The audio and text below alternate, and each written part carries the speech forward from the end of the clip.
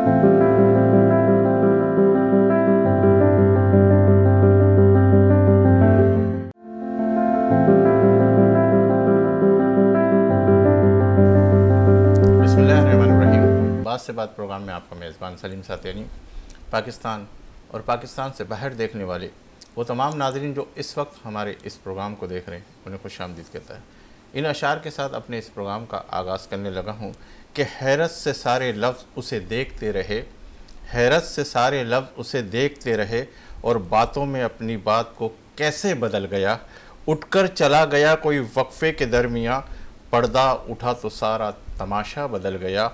अपनी गली में अपना ही घर ढूंढते हैं लोग, अमजद ये कौन शहर का नक्शा बदल गया।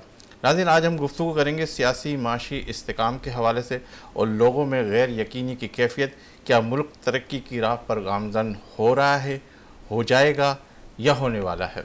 इस पर गुफ्तगू करेंगे। मेरे साथ तशरीफ़ फरमा प्रिंट मीडिया से ताल्लुक़ रखते सीनियर तजिया निगार है, मुल्की माशी सियासी अवामी मसाइल पर बड़ा खुल कर बोलते, बहुत अच्छे अंदाज से बोलते सैयद उबैद शाह साहब, इन्हें आज के इस प्रोग्राम में खुशामदीद कहते हैं। अस्सलाम वालेकुम। वालेकुम अस्सलाम सलीम भाई, कैसे हैं? अल्हम्दुलिल्लाह। मेरे दूसरे मेहमान हैं, माशाल्लाह पेशे के हवाले से बिजनेसमैन है, सीनियर एंकर पर्सन है और बहुत अच्छा अंदाज से सियासी हालात पर तजिया करते। मेरे साथ तशरीफ़ फरमा मौलवी नदीम साहब, इन्हें भी आज के इस प्रोग्राम में खुशामदीद कहते हैं। अस्सलाम वालेकुम। वालेकुम अस्सलाम जी। कैसे? अच्छा, आज हम गुफ्तगू करने लगे कि माशी सियासी अवामी हालात क्या मंजर पेश कर रहा है। उबैद भाई, आप तो माशाल्लाह हमारे प्रोग्रामों में भी आते रहे और जो नशेब फराज आपने देखे कि केयर टेकर हुकूमत, उससे पहले की हुकूमत, अब जो मंजरनामा है इसमें बहुत सारी चीज़ें नीचे भी आ रही है। क्या क्या दिखाया जा रहा है? बिस्मिल्लाहिर्रहमानिर्रहीम। सलीम भाई, आप माशी मंजरनामे की बात कर रहे हैं तो वो मतलब मंजरनामा सियासी एक गर्मा गर्म ज़्यादा है। जहाँ तक माशी की बात है तो कमेंडेबल है, मैं सराहूँगा जो अस्करी क़यादत है मुल्क की नई इसलिए कहते हैं कि जब कमांड चेंज होती है तो ज़ाहिर है जो नया शख्स चार्ज संभालता है होता तो वो भी ज़ाहिर है उसका भी कैरियर पिछले 25, 30, 35 साल का फ़ौज से होते आया होता है। कोई आउट ऑफ बॉक्स तो कोई नई बात नहीं होती, लेकिन ख़ुद की जो उसकी लीडरशिप क्वालिटीज़ होती हैं उसकी बुनियाद पर वो एक एजेंडा सेट करता है और आइडेंटिफाई करता है कि मैं किन एरियाज़ में मुझे फोकस करना है, उससे मुल्क पर ओवरऑल फ़र्क पड़ता है।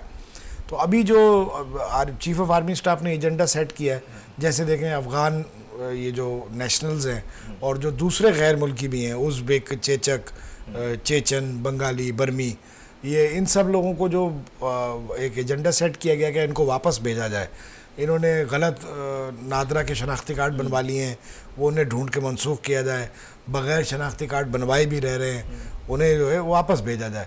एक बात, इसका इकनॉमी पर एक इम्पेक्ट है, गुड भी और बैड भी। क्या समझते हैं दूसरा, इसमें थोड़ी सी डेट और भी एक्सटेंड करेंगे या नहीं कोई एक्सटेंड क्या, जा रहे हैं अभी इस वक्त भी जा रहे हैं। डेट एक्सटेंड क्या, यहाँ तो रेंजर्स की गाड़ियाँ सुपर हाईवे पे जो अफ़गान बस्तियाँ हैं उनमें जा रही हैं और गैर कानूनी मुहाजिरीन जो मौजूद थे उन्हें फ़ौरन कहा जा रहा है कि भाई अभी आप साथ ही चलें और गाड़ी मौजूद है। वो तो जा रहे हैं, अभी कंटिन्यू है। उनके लिए कहा गया है डेडलाइन का, जिनके बड़े बड़े यहाँ कारोबार हैं, जिनकी बड़ी बड़ी इन्वेस्टमेंट्स हैं और वो इकोनॉमी में डॉक्यूमेंटेड सेक्टर में नहीं है, पैरेलल इकोनॉमी रन कर रहे हैं, ब्लैक इकोनॉमी रन कर रहे हैं, वो अपना समेट ले निकलें वरना फिर उन पर हाथ डाला जाएगा। वैसे तो जा ही रहे हैं लोग अभी भी। आप देखें इस्लामाबाद से 2000 मुहाजिरीन को लंदन बरतानिया भेजा जा रहा है, वो भी शुरू हो गई, फ़्लाइट्स जा रहे हैं। तो एक तो ये वाली बात है।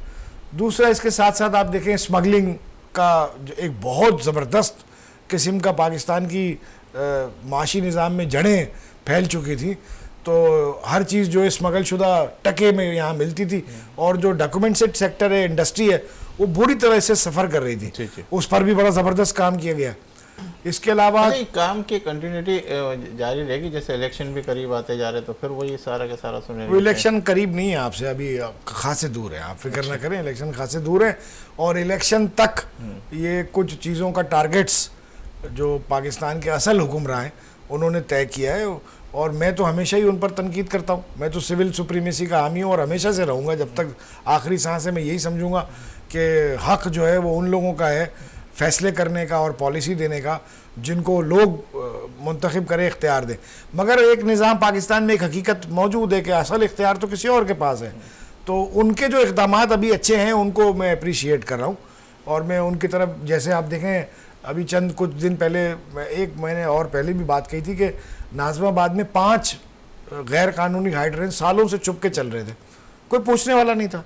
अभी जब ये माहौल बना तो वो गए, जाके उन्होंने, वो रेंजर्स की गाड़ियाँ गई, उन्होंने जाके वो हाइड्रेंट्स मिसमार किए, बिल्डोजर खड़े करके मिसमार करवाए। यहाँ छालिया, अभी मैं आपसे जिक्र कर, स्टूडियो में हमारे बात हो रही थी कि छालिया ऐसी बन रही थी जिसमें क्रिस्टल नशा मिलाकर बेचा जा रहा था, सालों से ऐसा हो रहा था, कोई पूछ नहीं रहा था। अभी वो सारा माल पकड़ा गया। कोरंगी में गोडाउन्स में रेंजर्स वाले घूमते रहे और चीनी की बोरियां ढूंढ ढूंढ के बरामद की। एक दावत इस्लामी के एक मदनी भाई थे, उनके पास हजारों बोरियां स्टोर की हुई थी, उन्होंने बरामद की। चीनी का रेट नीचे आ गया। आप देखें गोल्ड इस वक्त 1.25 लाख रुपया नीचे चला गया तकरीबन, थोड़ा बहुत करके। डॉलर देखें, हवाले का कारोबार उरूज पे था, करेंसी की स्मगलिंग हो रही थी, सारा डॉलर दबाया गया, तो आज डॉलर में तकरीबन 40 से 50 रुपए का फर्क आ गया। तो ये फौजी क़यादत कर रही है, ज़ाहिर है निगरान हुकूमत तो कुछ कर ही नहीं रही, बैठी हुई है वहीं, बस घूम फिर रही है निगरान हुकूमत तो बस फौजी कर रहे हैं और इस पे बहुत अच्छा कर रहे हैं। मैं कह रहा हूँ इस पे गुफ्तगू करते, तसलसल बरकरार रहेगा नहीं।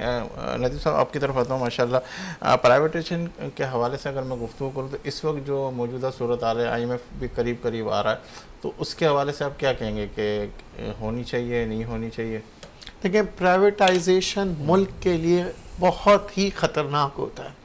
अगर आप बात करते हैं कि गवर्नमेंट के इदारों को ख़त्म करना शुरू कर देंगे तो फिर सारा का सारा जो बोझ है हुकूमत चलाने का वो आवाम पे आ जाता है, क्योंकि टैक्स जो आप लेते हैं या जो टैक्स दे रहे होते हैं उसी टैक्स से जो है ना आपकी हुकूमत चलती है।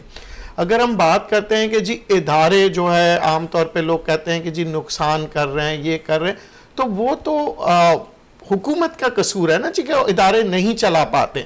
अगर आप चीन की मिसाल देते हैं, 75% जो इदारे हैं वो हुकूमत के हैं, तो कैसे कह सकते हैं कि बहुत से लोग कहते हैं जी हुकूमत का काम नहीं है। फिर हुकूमत का काम है अवाम के लिए, मुल्क के लिए काम करना। तो मैं समझता हूँ ये प्राइवेटाइजेशन का बहुत आसान तरीका जो कि कह दिया जाता है कि जनाब बेच दो, ये नुकसान होता है। आज अगर हम बात करते हैं PIA की, PIA के आप अगर उसको बेच देते हैं तो मुझे ये बताएं, जो लोग पाकिस्तानी जो फंस जाते हैं, हालात खराब होते हैं बाहर मुल्कों में, कौन लेके आता है? PIA लाता है। तो क्या हम किसी गैर एयरलाइन को कहेंगे कि हमारी मदद करें उस वक्त? ये देखें, ये बड़ी स्ट्रैटेजिक प्लानिंग के साथ होता है। ये नहीं है कि आपने उठा के आज PIA बेच दें, कल रेलवे बेच दें, फिर कुछ और बेच दें। आप ये भी देखें ना नदीम साहब के वहाँ हो क्या रहा है, मतलब ये भी तो है कि ड्यूटियों पे लोग नहीं आते, बिल्कुल आराम से काम करते हैं, कोई उसके अंदर चेकिंग पॉइंट नहीं है, बहुत सारी चीज़ें जो ये फुकदान आ रहा, अदर्स एयरलाइंस इससे ज़्यादा अच्छी चल रही है, उसके अंदर सारे के सारी फ्लाइट फुल जा रही है, तो उसमें क्या वजह, ये क्यों फुल नहीं जाती, ये क्यों? देखिए, बात वही है जो मेरे इन्होंने बताया ना कि जी क्यों अचानक से जो है डॉलर नीचे आ गया, वरना लोग तो कहते थे डॉलर तो 350 तक चले जाएगा। क्यों पाकिस्तान की मईशत बेहतर होने लग गई? लोग तो कहते थे मईशत तबाह हो जाएगी। हमेशा करने वाले देखें, जो सालों में नहीं कर पाए वो चंद महीनों में कर दिखाया ना। डॉलर भी नीचे आ गया, मईशत भी बेहतर होने लग गई। चीजों को चलाना आना चाहिए। हम ये नहीं कह सकते जी नहीं आता तो बेच दें, क्योंकि देखिए आज जो अगर हम बेचेंगे तो ये नुकसान होगा, फिर तो आप फ्री, कोई कंपटीशन ही नहीं होगा, प्राइवेट ऑर्गेनाइजेशन के हाथ में दे दें आप। वही हो रहा है जी, सीमेंट की कीमतें जो मर्जी आए बढ़ा दें। गवर्नमेंट की कोई सीमेंट की फैक्ट्री नहीं है, जो भी आप इदारा ले लें, गंदुम ले लें, फ्लोर मिल्स कितनी है हुकूमत के पास? नहीं है। जो काटल बनता है, जो कीमत बन गई वही करते जाए। आप डिपेंडेंट हो जाते हैं प्राइवेट सेक्टर के लिए। स्कूलों का क्या हाल है? अगर आप प्राइवेट स्कूल्स को आप देखें, इतने महंगे फीस क्यों हो रहे हैं? क्योंकि गवर्नमेंट स्कूल जो है म्यार के मुताबिक नहीं चल रहे। तो उस म्यार को कैसे लाया जाए, कौन लाएगा? देखिए, गुड गवर्नेंस हम बात करते हैं ना कि ये फलां हुकूमत आ जाए, फलां पार्टी आ जाए, तो आप पार्टियों से पूछे कि ये 70 सालों में मईशत बेहतर क्यों नहीं हो पा रही है? यहाँ तो कुछ महीनों की हुकूमत आई और उन्होंने बेहतर कर दिया। नजर आ रही है, वही सामने जो पार्टियां नजर आ रही है, उन्हीं का मुस्तकबिल के ये देखिए, मसला ये है कि हम पार्टी को वोट देते हैं और पार्टी अगर खंबे को भी खड़ा कर देते हैं तो हम उस खंबे को जाके दे देते हैं। पार्टी अगर कोई भी चीज को आप पार्टी कहेगी जी ये इस आदमी का नाम है मोबाइल, सबने इस मोबाइल को देना, ये देख नहीं रहे कि ये पार्लियामेंट में आपको रिप्रेजेंट करेगा। क्या ये इस म्यार पे है? इस फुकदान को कैसे पकड़ा जाए? उबैद साहब आपकी तरफ आता हूँ कि जिस तरह आप कह रहे हो कि माशाल्लाह ये काम में तसलसल बरकरार रहेगा, या आने वाली हुकूमत आप मैं देखें सलीम भाई, सलीम भाई, मैं समझता हूँ इलेक्शन अभी करीब नहीं है, इस पर टाइम है। और इलेक्शन लेकिन आप होते देख रहे बिलावल भुट्टो साहब भी कह रहे हैं, सब कह वो रहे हैं बिलावल नवाज शरीफ का जरदारी यहाँ साहब, आना। वो मैं ये उनको इलेक्शन- कभी बिलावल भुट्टो कहता नहीं हूँ, मैं उनको बिलावल जरदारी ही कहता हूँ हमेशा। कई बार साथी नाराज भी हो गए दोस्त हमारे, मैं बहरहाल उस पर मैं तबसरा बाद में करूँगा। मेरा अर्ज़ ये है कि इलेक्शन अभी करीब नहीं है, ठीक है। और जब तक इलेक्शन के माहौल बनेगा, मेरा ख्याल है मईशत बड़ी इम्प्रूव कर जाएगी, बड़ी इम्प्रूव कर जाएगी, काफ़ी बेहतरी आ जाएगी। क्योंकि मैं तो ये सुनने लगा था ये निगरान हुकूमत के आते आते, यानी आने के दिनों में, शुरू में, और गुज़िश्ता हुकूमत के जाने के आखिरी दिनों में, जहाँ भी मैं जाता था मैं ये सुनता था कि पाकिस्तान ख़त्म हो गया, फारिग हो गया, बस अब ऐलान बाकी है इसका। यानी लोग मेंटली इस बात पर प्रिपेयर हो गए थे कि अब मुल्क खोखला हो चुका माशी तौर पर, अब इसको टूटना है, अब ये सस्टेन नहीं कर पाएगा खुदा न खास्ता। मगर अब अल्लाह का शुक्र है ये सेंटीमेंट चेंज हुआ है। वे बाज़ार अभी भी बहुत ठंडा है, कारोबारी लोग जितने हैं वो हाथ पे हाथ रख कर बैठे, ज़्यादा गहमा गहमी और सरगर्मी नहीं है। बट मईशत जो है वो बेहतर हुई है, और कॉन्फिडेंस लोगों पर मार्केट पर और इकोनॉमी पर आया है पाकिस्तान पर। अब आगे बढ़ते, नदीम भाई ने बहुत अच्छी एक बात की, मौलवी साहब ने, कि प्राइवेटाइज, नॉर्मली हम जब सुनते हैं ना लोगों से, तो वो प्राइवेटाइजेशन की हिमायत करते हैं, बेच दो, जान छुड़ाओ, नुकसान कर रहे हैं, खसारे कर रहे हैं, अय्याशी लगाई हुई है। वो बात सही है कि आप चले जाए PIA में, स्टील मिल में, रेलवे में, किसी सरकारी इदारे में, तो वो वहाँ पे वो कॉरपोरेट कल्चर का तो कोई वजूद ही नहीं है ना। वो तो अय्याश है, सियासी भर्तियाँ हुई हुई हैं, पार्टियों के यूनिट खुले हुए, सेक्टर खुले हुए, विंग खुले हुए, वो अय्याश है, वो तो उनके मज़े आ रहे हैं। और एक एक आदमी के पास 4-4 गाड़ियाँ इशू कराई हुई हैं, बदमाशी से ली हुई हैं, 2 घर में चल रही हैं, 2 वहाँ चल रही हैं, तनख्वाह ज़बरदस्ती की आ रही है, 3-3 सैलरी एडवांस दे दो, मेडिकल के ये बिल इशू करो, TADA रिवर्स, ये सब ड्रामा इन इदारों में है। इसका मतलब ये नहीं है कि ये बेच दिए जाए, बेचना तो एक बिजनेस। तो कैसे कंट्रोल भाई अर्ज कर रहा हूँ, बिजनेसमैन के माइंड से अगर आप सोचे तो बेचना तो लॉस है। जो आपने बेच दिया, समझे, आज हबीब बैंक आपने बेचा, परवेज मुशर्रफ साहब ने 21 अरब रुपए का 1 चेक पेमेंट ली प्रिंस करीम आगा खान से, आज वो 500 अरब का बैंक है। PTCL आपने बेचा बहुत बड़े प्राइस पे जी, $1 अरब पर बेचा है, और मिले $20 करोड़, 80 करोड़ आज तक डॉलर मिले ही नहीं। वो इतना ही, वो इससे ज्यादा वो नफा कमा के ले गए अपने मुल्क, ठीक है ना। Privatisation is not a policy, I don't believe in privatisation. मेरी ये राय है कि आप देखें, पता है आपको, आप सुनेंगे तो मैं अर्ज करता हूं कैसे, 2 एक ही जुमले में, ज्यादा लंबी फिलॉसफी नहीं है। PIA सालाना 3.5 लाख टिकट फ्री देती है सर, 3.5 लाख टिकट। जिस अफसर का मुंह उठाता है, दिल चाहता है, वो PIA की जम सीट ले लेता है। वो जा रहा है कराची से इस्लामाबाद, इस्लामाबाद से लाहौर, कोई लाहौर से कराची, वो फ्री की सीट्स है, हर सेक्रेटरी की, हर मिनिस्टर साहब की, हर इसकी बन जाते हैं टिकट। 3.5 लाख में अगर एक टिकट 20,000 रुपए का हो एवरेज, तो कितने का ये अमाउंट बना? 7 अरब रुपया अगर PIA का सालाना लॉस है, सिर्फ इस फ्री टिकट बंद कर दे, खत्म हो गया PIA का लॉस, PIA प्रॉफिट में आ गई। आप 10%, 15%, 20% शेयर दे दे प्राइवेट सेक्टर को, और मैनेजमेंट दे दे।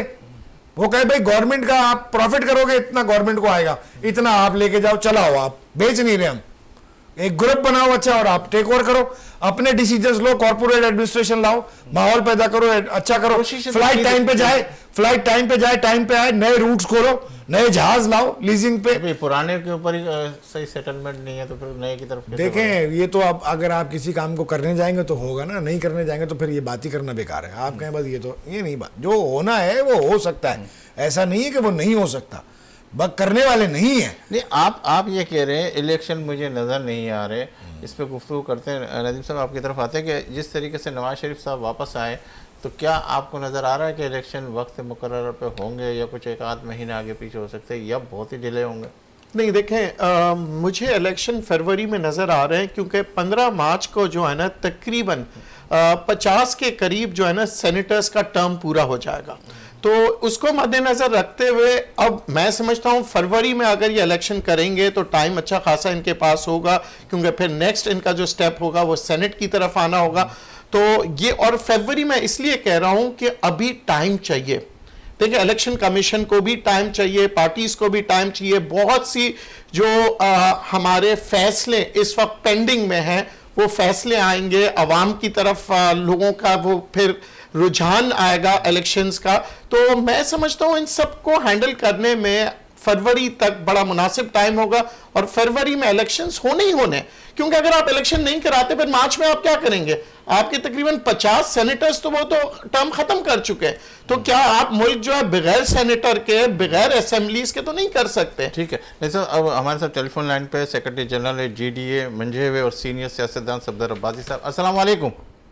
वालेकुम सलाम जी, कैसे हैं आप? खैरियत से जी? अल्लाह का शुक्र है, दुआ चाहिए आपकी। अच्छा सर, मैं आपसे ये पूछने लगा हूँ, अभी मेरे दो साथी हैं, एक सैयद उबैद शाह साहब और मौलवी नदीम साहब, जो मेरे साथ गुफ्तगू के अंदर शामिल है।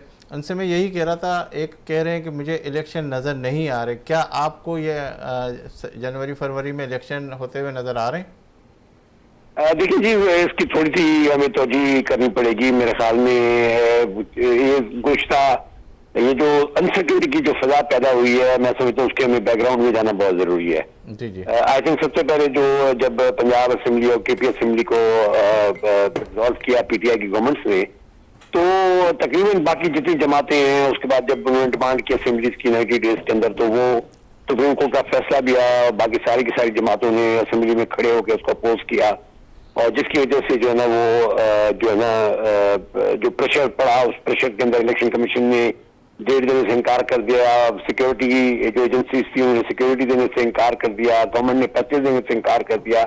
तो वो एक जो रेजोल्यूशन जनवरी के अंदर हुई, वो आज तक जो दोनों असेंबलीज, पंजाब असेंबली हो या KP असेंबली हो, दोनों आज जो है ना वो बाहर नहीं हो सकी।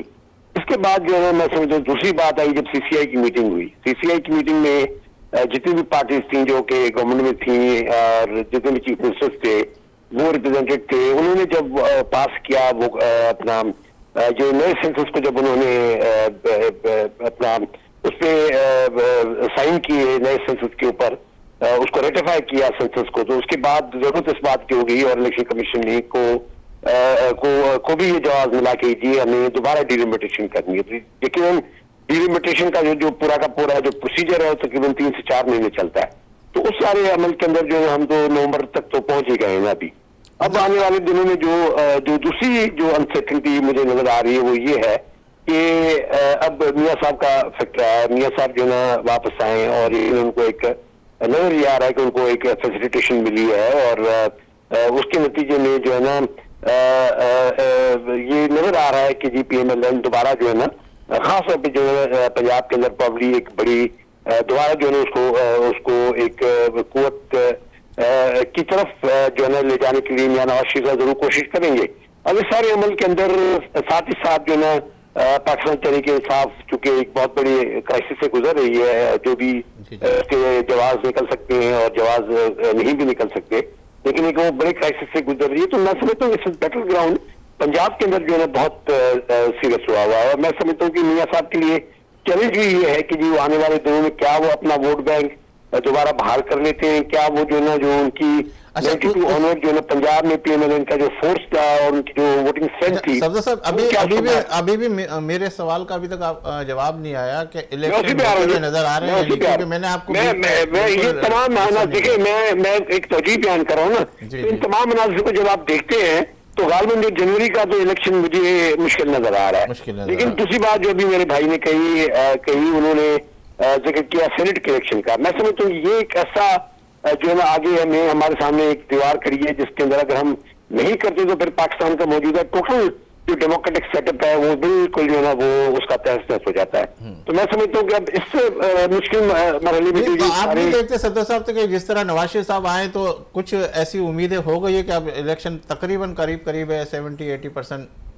मेरी नजर में अभी सबसे पहले नवाज शरीफ साहब को जो है ना अपनी वोटिंग स्ट्रेंथ को दोबारा बहाल करना है, उनको ये साबित करना है कि जो चैलेंज उनके आगे सामने है क्या वो उस चैलेंज को मीट कर पाएंगे कि नहीं मीट कर पाएंगे। ये एक बहुत बड़ा सवालिया निशान है आने वाले दिनों में पाकिस्तान के इलेक्शन के हवाले से। नहीं तो आप क्या वजीर आजम किसको देख रहे हैं, बिलावल भुट्टो साहब को या नवाज शरीफ साहब को? या अनफॉर्चुनेटली बिलावल साहब की तो सियासत नवाज साहब ने बहुत ज्यादा उसको डैमेज कर दिया है, और वो वैसे भी वफाक के अंदर पीपल्स पार्टी अभी तो कहीं भी नजर नहीं आती है, पंजाब के अंदर या KP के अंदर तो पार्टी को बहुत बड़ा नुकसान पहुंच चुका है। सिंध में कैसे नजर आ रही है? आप भी सिंध के अंदर है ना, सिंध में कैसी नजर आ रही है पीपल्स पार्टी? सिंध में देखें जी, यकीनन 15 साल की गवर्नमेंट है जो अभी खत्म हुई है, और एक अब तक जो ये होता है कि 2-2.5 महीने में इलेक्शन हो जाते हैं तो किसी हवाले से कोई कॉम्प्रोमाइज होते हैं, जहाँ सिलेक्शन ऊपर आप होती है किसके साथ 2018 कॉम्प्रोमाइज कर रहे हैं?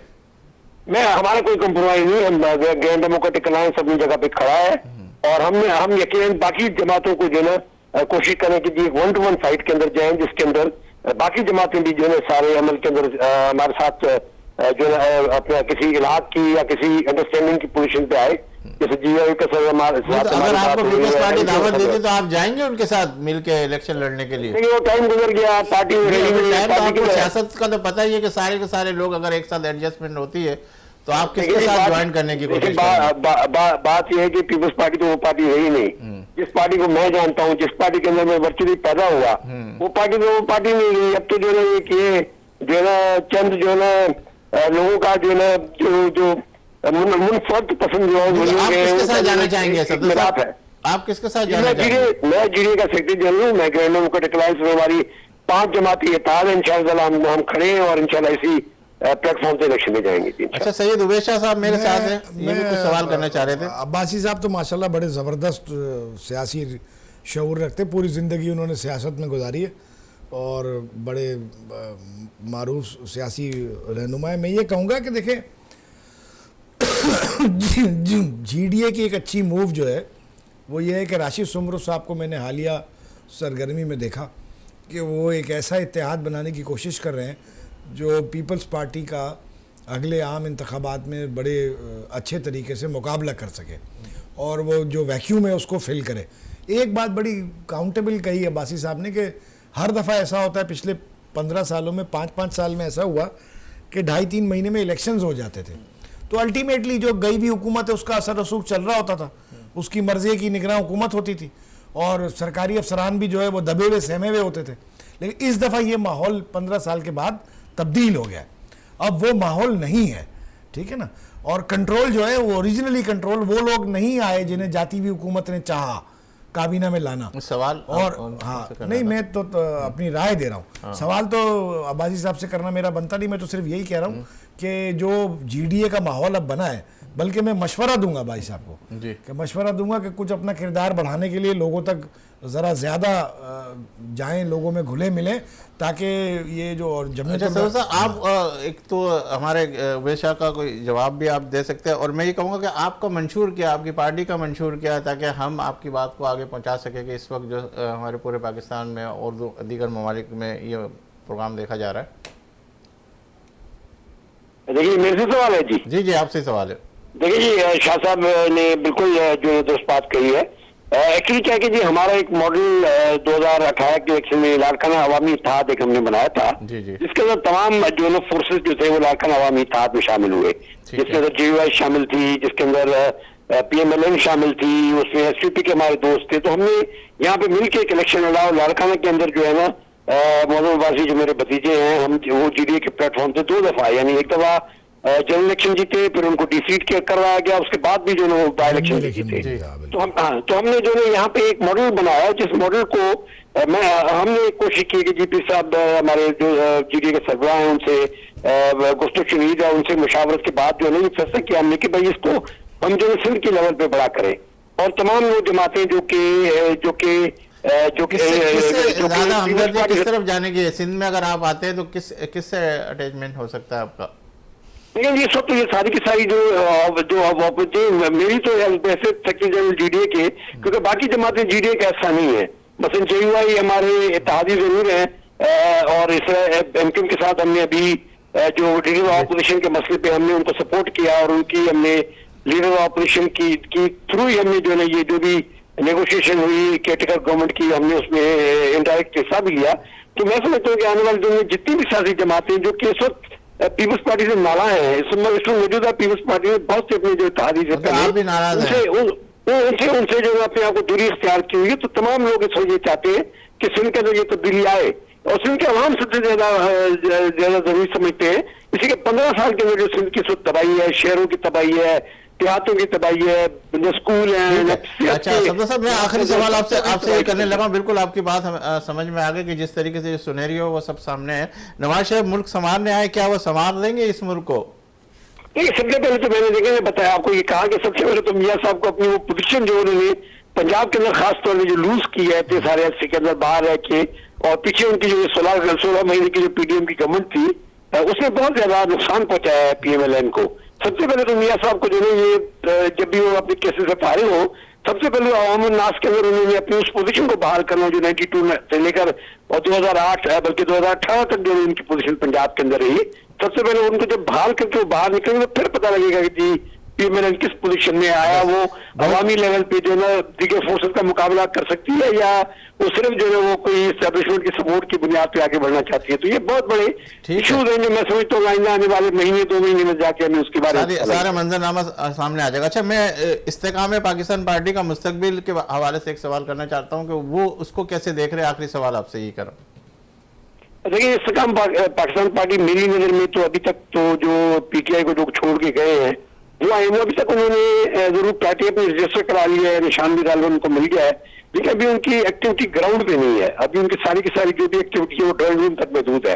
तो इसके अंदर सबसे बड़ी बात होती है कि जब आप कोई भी सियासी जमात बनाते हैं तो जब तक आप उसको ग्राउंड पे एक्टिवेट नहीं करते तो आपका पूरा पोटेंशियल नहीं समझ आता। तब तक आप सिर्फ चंद इलेक्टेबल्स को इकट्ठा करके कोई सियासी जमात को जो है मैंने समझा कोई बड़ी सियासी जमात बहुत शुक्रिया, आपने हमें वक्त दिया। माशाल्लाह बहुत अच्छी बातें थी आपकी। उम्मीद है कि इंशाल्लाह ताला अल्लाह से दुआ करते हैं जो भी हमारे मुल्क के लिए अच्छा हो अल्लाह पाक उससे कामयाब करे। जी उबैद साहब, आपकी तरफ आता हूँ कि इस वक्त जो अगर हम पीपल्स पार्टी जिस तरीके से वो कह रहे हैं कि सिंध के अंदर वो सिचुएशन नज़र नहीं आ रही और ये देख रहे हैं आप बकौल आपके कि अब कुछ सारी चेंजिंग आ रही, तो क्या आप रिजल्टों के अंदर कुछ? हाँ, मेरा ये ख्याल है कि जो अब अगला स्टेज तैयार हो रहा है पॉलिटिकल, वो ये है कि इस्तेकाम पाकिस्तान पार्टी का आपने कहा ना, वो तो स्टेपनी है। वो थोड़े से इलेक्टेबल्स को जमा, उनका असल काम था पीटीआई को तोड़ना, और पीटीआई के टूटने से जो दूसरे सियासी लोग हैं उन्हें कोई ना कोई किसी न किसी जगह जाना है तो उन्हें एक प्लेटफॉर्म दे देना कि भाई यहाँ आ जाओ। उनको वोट शोट नहीं मिलने, वो स्टार वोट्स नहीं, उनमें कुछ इलेक्टेबल्स आएंगे जो अगली हुकूमत, मियाँ साहब तो वज़ीर आज़म बनने के लिए आए हैं ना, लेकिन जी अब बनने के लिए आए हैं, अब बन जाएंगे वो तो अल्लाह को पता, आए बनने के लिए है, मेरा ये अर्ज़ है। तो वो मोहतरमा वो मरियम भाई जिस तरह साहब तो कहती है कि बस अब हम आ गए मुल्क सर, जिस तरह नैब की गाड़ी के चारों टायर पंचर हुए हैं उनके आगे, वो बनने के लिए ही आए हैं वज़ीर आज़म। एम ही तो नहीं, किसी ने तो हवा निकाली है ना इन टायरों से, या किसी ने तो कीलें घुसाई है ना इन टायरों में, तो वो बनने के लिए आए हैं। मगर बात यह है कि वो ऐसे वो 2/3 मेजॉरिटी वाली पाकिस्तान के कोई हालात ना है, ना पाकिस्तान में हजम हो सकती है वो। तो ऐसी मिली जुली सरकार बनती है जब भी बनती है, ताकि वो पीछे जो कुछ ताकतें हैं वो अपना हिसाब किताब चला सके। तो इस्तेकाम पाकिस्तान पार्टी तो स्टेप नहीं बनेगी। जहाँ तक सिंध की बात है, मुख्तसर बात करता हूँ, नदीम भाई को भी टाइम देना है आपने।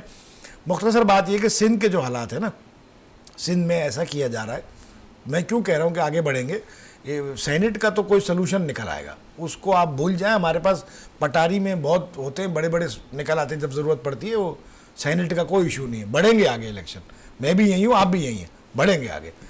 बात यह है कि सिंध में ये इसी टाइम के दौरान टाइम दिया जाएगा। हाँ, बस आप देखेंगे ना, फार्मूला निकलेगा ना सर।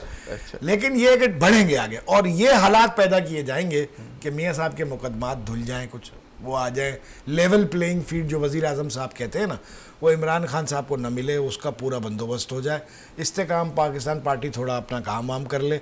इधर सिंध में ये हालात होंगे कि जमीयत उलमा इस्लाम और ये GDA और 2-3 कौम परस्त जमातें और MQM और शायद एन मुमकिन तौर पर जमात इस्लामी वगैरह भी, इसका एक कुछ शक्ल निकलेगी ताकि ये नंबर अपना पूरा जो है ना कोई 80-85 पर ले जाए।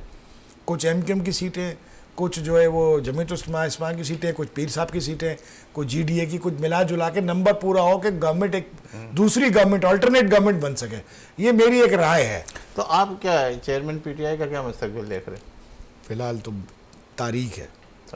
जी नदीम साहब, आपकी तरफ आता हूँ कि जिस तरीके से ये उबैद साहब कह रहे हैं, सफदर साहब की बात सुनी, आप नवाज़ शरीफ को यहाँ पाकिस्तान में कैसा देख रहे हैं? मरियम नवाज़ साहिबा कहती है कि अब जो है पाकिस्तान संवर जाएगा, जो जितना परेशान है सब चीज़ें सब धुल जाएगी और सब हो जाएगा, ऐसा है? देखें, 75 सालों में तमाम लीडर यही कहते हैं, कोई कहता है रोटी देगा, कोई कहता है कपड़ा देगा, कोई कहता है मकान देगा, और आखिर में ना रोटी होता है, ना मकान होता है, ना कपड़ा होता है। अब सिलसिला ये है कि बातें करना बड़ा आसान है, मंशूर बनाना बड़ा अच्छा होता है, और हमेशा सारी पार्टियों के मंशूर बहुत अच्छे होते हैं, मगर जब कारकर्दगी पे आते हैं वो कहते हैं हम मजबूर हैं, हमारे पास प्रॉब्लम्स हैं, हम इस तरह कर नहीं सकते। बहुतों ने मंशूर ये भी दिया था पाकिस्तान के लिए कि जी पाकिस्तान जो है एशिया का टाइगर बन जाएगा, बहुतों ने कहा था जी कराची में पानी आ जाएगा, समंदर का पानी, मतलब ये सारी बात ये करना पड़ेगा। लोग उन्हीं को तो लेकर आते हैं। देखिए अभी अवाम में शऊर आ चुका है, अभी सोशल मीडिया का दौर है। अब अवाम कहेगी कि जनाब आप कह रहे हैं ना कि मईशत को बेहतर करना है, आप हमें फॉर्मूला बता दें, हमें बताएं। लेकिन ये जो इस वक्त अवाम तो निकलती भी तो नहीं है। नहीं, देखिए अवाम का निकलना चाहिए भी नहीं। सड़कों पे कभी भी चीजें बेहतर नहीं हुई 75 सालों में। थर्ड वर्ल्ड कंट्रीज हमेशा गुर्बत में क्यों आ जाते हैं? क्योंकि वो रोडों पे आते हैं। एहतिजाज की तरफ नहीं जा रहा मैं, ये कह रहा हूँ कि अवाम में भी तो वो नहीं है ना, वो कहते हैं बस जब होगा जब निकलेंगे। नहीं, देखिए अब अवाम में शऊर आ रहा है। अवाम ये कहती है ना कि 70 सालों में क्रैकडाउन नहीं हुआ, आज कैसे हो गया? चंद माह में स्मगलिंग कैसे रोक दिया आपने अफगानिस्तान में? अवाम अब पूछ रही है, आप तो कह रहे थे मुल्क डिफॉल्ट पे कर रहा है, डॉलर कैसे आ गया? ये क्रैकडाउन जो हो रहे हैं ये मुल्क की मफाद में जो हो रहे हैं। देखिए मेरे भाई ने यही कहा ना कि शुरू में इन्होंने क्या कहा, जी क्रैकडाउन हो रहे हैं तो चीजें बेहतरी की तरफ आ रही है। हम यही कह रहे हैं प्राइवेटाइजेशन को रोक दो ताकि क्रैकडाउन करें आप। अब चीजों अब वो वक्त आ गया है कि अवाम में शऊर आ गया। सोशल मीडिया के थ्रू सवाल करते हैं लोग कहते हैं कि जनाब अगर आप कह रहे हैं कि मईशत बेहतर होगी, आप हमें बताएं किस तरह से होगी। अब वो जमाना चला गया जहां कहा करते थे कि जनाब ये होगा और वो होगा।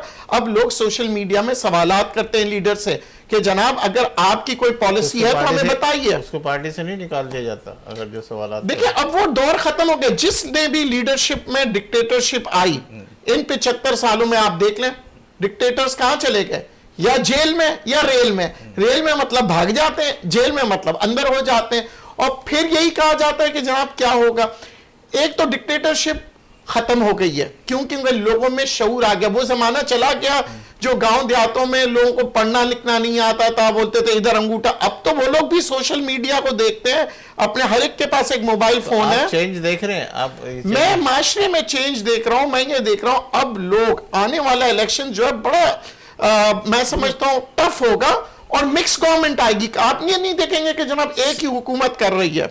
सियासत में कितना चेंज आया आप देख रहे हो ना, सियासत में क्या चेंज आया? वही पार्टियां, वही सारी चीजें, वही देखिए सियासत में भी चेंज आएगा क्योंकि लीडरान देख चुके हैं पिछले 75 सालों में उन्हीं के लोग जो है हुकूमत गिराते हैं। देखिए जब अब वो टिकट देते वक्त ये सोचेंगे, क्योंकि आप जितनी भी हुकूमतें देखें, देखिए कैलकुलेशन तो वही होगी ना कि ये बंदा यहाँ जीतने वाला है और मैं अगर किसी और का रिस्क लूंगा, अब तो आइंदा पता नहीं क्या होगा क्या नहीं होगा। वही फिर वापस माफी तलाफी के बाद वही लोग देखिए परफॉर्मेंस करने वाले लोग ही आएंगे। अब ना कोई जात पे आके इलेक्शंस लड़ेंगे ना जबान पे। अब वो लोग पूछते हैं कि भाई परफॉर्मेंस। सियासी चेहरे तो वही नजर आ रहे हैं जो खास होते हैं। जब भी कोई भी होता है वही 8-10 चेहरे हर पार्टी के 8-10 चेहरे नजर आने वाले इलेक्शन में आप देखेंगे बड़ा चेंज नजर आएगा। आपको कभी भी वन पार्टी का जो है ना आप जो डोमिनेट करती है वो नजर नहीं आएगी। अब आप देखोगे आने वाले इलेक्शंस में आपकी पार्लियामेंट में मिक्स होगी हुकूमत, मिक्स होगी, बहुत ही मिक्स होगी और वो हेल्दी होती है। क्यों? क्योंकि एक आदमी डिक्टेटर नहीं बनता, एक आदमी डोमिनेट नहीं करता। पार्लियामेंट में बाकायदा डिबेट होगा अवाम के मसले मसाइलों पे, कानून बनेगा अवाम के लिए, हल होगा, डिबेट से मसला हल होगा। जनाब डिबेट से ही तो होता है। आजकल क्यों हालात बेहतर हो रहे हैं? क्यों? क्योंकि अब जो चीजें जहां पे हम देख रहे थे ना प्रॉब्लम्स 75 सालों में, वो प्रॉब्लम्स के सॉल्यूशंस की तरफ आते हैं। और जब तक पार्लियामेंट में देखें, मैं अगेन डेमोक्रेसी के साथ हूं, मैं कहता हूं डेमोक्रेसी होनी चाहिए। ये सवाल के नवाज शरीफ साहब अगर आ जाते हैं तो मुल्क संवरता हुआ नजर आ रहा है आपको? देखिए मैं ये समझता हूं नवाज शरीफ साहब आए या कोई भी आए, मुल्क संवरेगा, मुल्क बेहतरी की तरफ जाएगा। क्यों? क्योंकि डेमोक्रेसी जो है ना, मैं अगेन बता दूं, डेमोक्रेसी जब मुल्क में आती है मुल्क तरक्की करता है। और अब जिस तर्ज पे हुकूमत लेके जाई है इस वक्त, जो टेम्परेरी हुकूमत है, उसको कंटिन्यू रखना अब हमारे लिए बहुत जरूरी है। उनकी पॉलिसीज को की बात कह रहे हैं कि इसका मतलब है कि थोड़ा सा टाइम पीरियड और देना नहीं, चाहिए। मैं कह रहा हूं देखिए वो जो स्प्रिट है ये टेम्पररी हुकूमत है, इलेक्शंस मेरे हिसाब से तो फरवरी में होंगे, मगर जो स्प्रिट है कि चीजें आप बेहतरी की तरफ सारी लाएं। चीजें भी तो निभानी होगी, दोस्तियां भी निभानी होगी, फिर जो कुर्बानियां भी होती है, बहुत सारी चीजें होती है, उसके हिसाब से सब सारे सेटलमेंट भी तो होते हैं। देखें जिस टीम ने, जिस कौम ने, जिस सियासतदान ने मेरिट को साइड पे रख के दोस्तियां निभाई हैं, उनकी अपनी पार्टी खत्म हो जाती है, ये तारीख गवाह है। तो अब वो गलती मेरे ख्याल से नहीं करेंगे कोई भी पार्टी, क्योंकि पार्टी ने अगर आगे मुस्तकबिल में काम करना है तो उन्हें मेरिट पे करना पड़ेगा। और ये जो नई पार्टी आपने कही ना, ये जहांगीर तरीन साहब कौन है? बिजनेसमैन है। अलीम खान कौन है? बिजनेसमैन है। तो ये अपना जो मंशूर में लेके आएंगे तो ये बड़ा अच्छा एक आपको फॉर्मूला दे सकेंगे कि भाई कारोबार किस तरह किया जाए।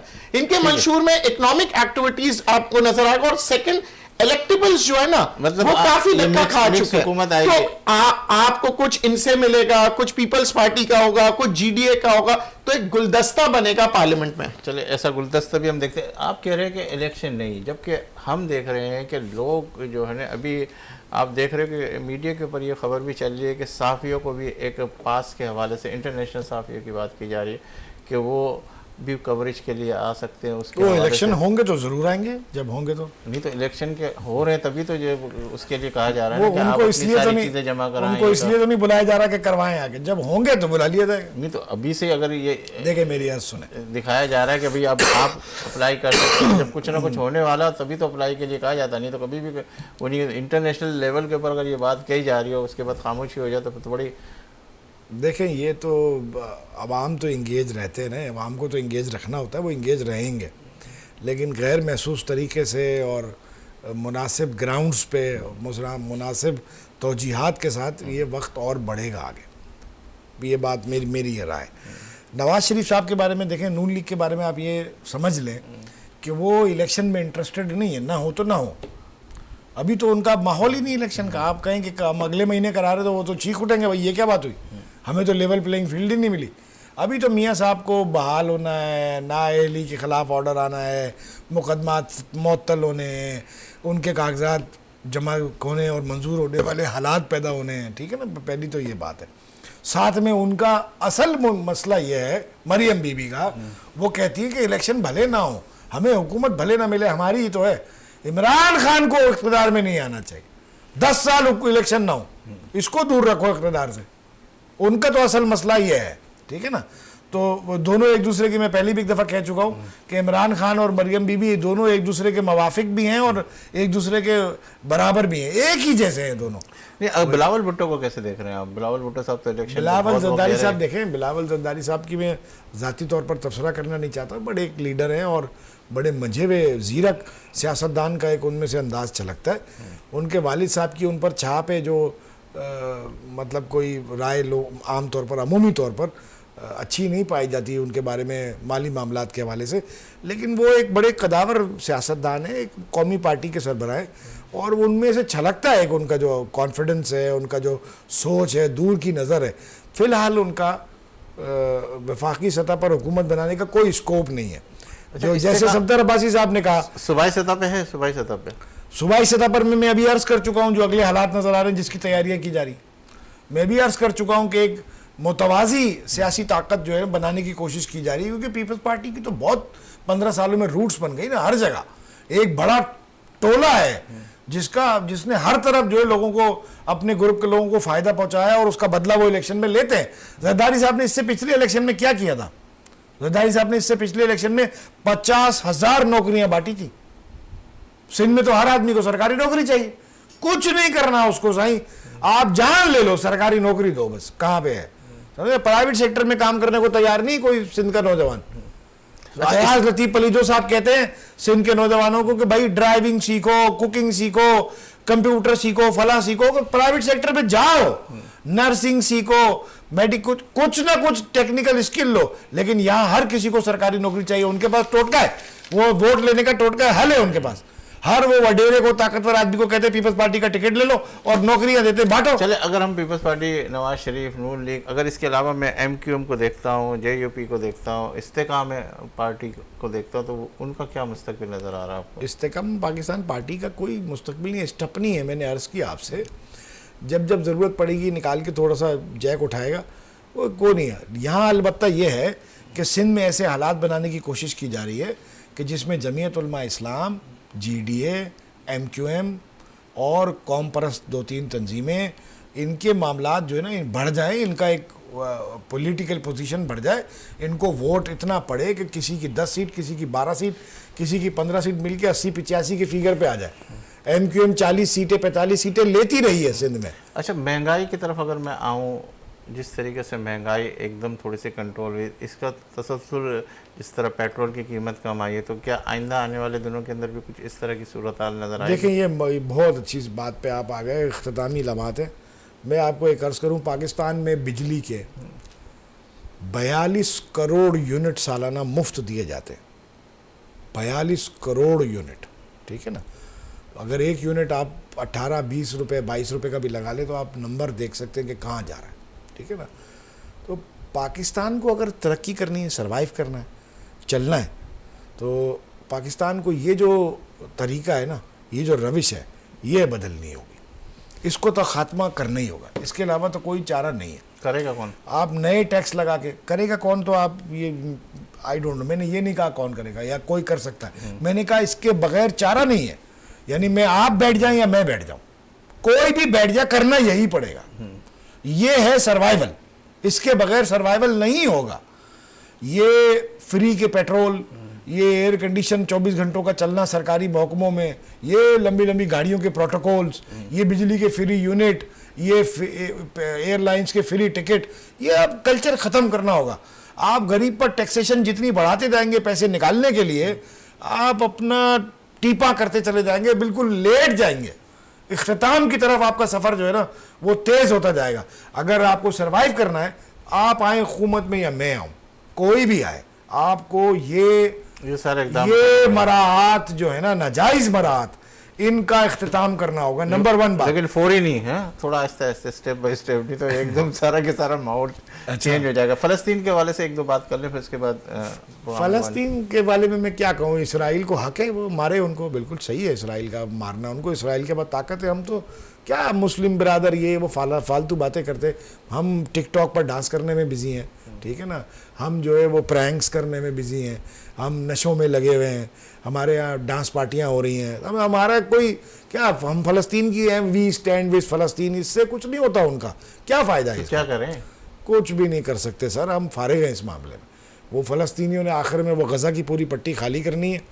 आज जो उन्होंने बम्बार्डमेंट की है ना, वो पूरी उन्होंने कारपेट बम्बार्डमेंट की है, पूरी 42 किलोमीटर शुरू से लेकर आखिर तक। वेस्ट बैंक को बख्शा हुआ उनकी मेहरबानी, लेकिन ये गज़ा की पट्टी तो तकरीबन उन्होंने खाली करा लेनी है इस दफ़ा। तो हमने कुछ नहीं करना, बातों से थोड़ी कुछ होता है। वी स्टैंड विद फ़लस्तीन, फ़लस्तीन का झंडा लगा लिया, घोड़े पे चली आ रहे हैं, शार फैसल पे मार्च कर रहे हैं, वो क्या आप फजूल बातें हैं भाई, कुछ नहीं होना इससे। बस आप फ़लस्तीन से हाथ धो लें बस आप। जी नदीम साहब, आपसे मैं आखिरी कुछ 1-2 मिनट है मेरे पास, तो उसमें कोई ऐसा मैसेज देना चाह रहे हैं फ़लस्तीन के हवाले से भी और उसके हालात के हवाले से भी? देखें, अंग्रेज़ हमेशा यूनाइटेड होकर सैंक्शंस लगाता है, तो क्या हम मुसलमान इकट्ठा होकर सैंक्शंस नहीं लगा सकते? क्या हम उनके प्रोडक्ट को इस्तेमाल करना बंद नहीं कर सकते? जब हम महसूस करेंगे ना कि यही वाकया अल्लाह ना करे हमारे मुल्क में होता, हमारे बच्चे मर रहे होते, तो क्या हम उनके प्रोडक्ट्स खरीद रहे होते? आज हर पाकिस्तानी, हर मुसलमान को यह सोचना चाहिए कि उनके प्रोडक्ट्स को इस्तेमाल ना करें, ताकि एक ऐसा सैंक्शन लगे ताकि उनको एहसास हो। देखें, हमेशा कहते हैं कि 2 मार बहुत बुरी होती है, एक पेट की मार होती है, ठीक है ना, और दूसरी जो मार होती है वो होती है जनाब इंसान के जज्बात से खेलना। तो वो हमारे जज्बात से खेल लें तो हम उनके पेट पे मार सकते हैं, हम उनके सारे प्रोडक्ट्स। और ये मैं आज आपको बताऊं, सिर्फ पाकिस्तान में नहीं, अमेरिका में, यूरोप में, दुनिया भर में लोग इंसानियत के लिए उठ रहे हैं और उनके प्रोडक्ट्स जो है इस्तेमाल नहीं कर रहे हैं। और इसकी मिसाल आप डाउ जोन्स में जाके देख लें, वो तमाम कंपनियां जो है इस वक्त नेगेटिविटी की तरफ जा रही है जो किसी जमाने में पॉजिटिव थी। क्यों? क्योंकि उनका ताल्लुक जिनका भी ज्यूज से है, यहूदियों से है, लोगों ने, मुसलमान ने नहीं बल्कि गैर मुस्लिम्स ने भी उनके प्रोडक्ट इस्तेमाल करना बंद कर दिए। आज हमें यह सोचना चाहिए, जब गैर मुल्क में गैर मुस्लिम वो प्रोडक्ट इस्तेमाल नहीं कर रहे हैं तो हम क्यों कर रहे हैं? ठीक है। उबैसा साहब, आप आखिरी कोई जुमला? बस मैं यही कहूँगा, देखें यहूदियों ने हज़ारों साल जो है ना अपने एक मकसद के लिए अपनी तैयारी की है, अपनी अगली नस्ल को अपनी लिगेसी मुंतकिल की है, और वो एक मकसद है उनका हैकल को तामीर करना।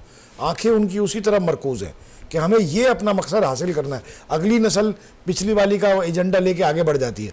हमने तो इसके लिए कोई, हम मुसलमानों में तो इस तरह का कोई सेंस ही नहीं है कि हमें हमारे पास कोई इस तरह की तैयारी करनी है, या हमें कोई ब्रिज बनाना है, या हमें अपने लायक खतरात जो है उनके लिए कुछ करना है। हम तो मगन है दुनिया में अपनी ना, तो उनको हक है, वो हमेशा बालादस्त रहेंगे क्योंकि उनकी तैयारी ऐसी है। नहीं, उनकी जिसकी जैसी तैयारी उसका वैसा राइट। देखिए मेरी अर्ज सुने ना, बुरा लगेगा आपको सुनने में, और लोगों को भी बुरा लगेगा, इसराइल को क्या।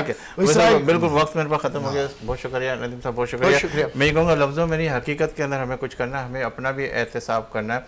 और वाकई ही इस वक्त जो मुल्क की हालत है, फ़लस्तीन की हालत है, इस हवाले से मैं ये कहूँगा कि लफ्ज़ों से नहीं बात होगी, बल्कि अमली तौर पर कुछ ना कुछ करना पड़ेगा। जिस तरह बाइकाट की बात की गई, बाइकाट भी अगर होना शुरू हो जाए तो बहुत कुछ हो सकता है। और मैं मुतमईन हूँ, अगरचे ख़राब है माहौल, मैं मुतमईन हूँ अगरचे ख़राब है माहौल, ख़िज़ा के बाद का मौसम बाहर होता है। इन्हीं अल्फाज के साथ दीजिए मुझे इजाज़त। इंशाअल्लाह ज़िंदगी रही अल्लाह लाए तो फिर आपसे मुलाकात का शर्फ हासिल करेंगे। और जब भी आपका हाथ दुआ के लिए उठे तो इस खाकसार को और वतन अज़ीज़ को अपनी दुआ में ज़रूर शामिल कीजिएगा। अल्लाह हाफ़िज़।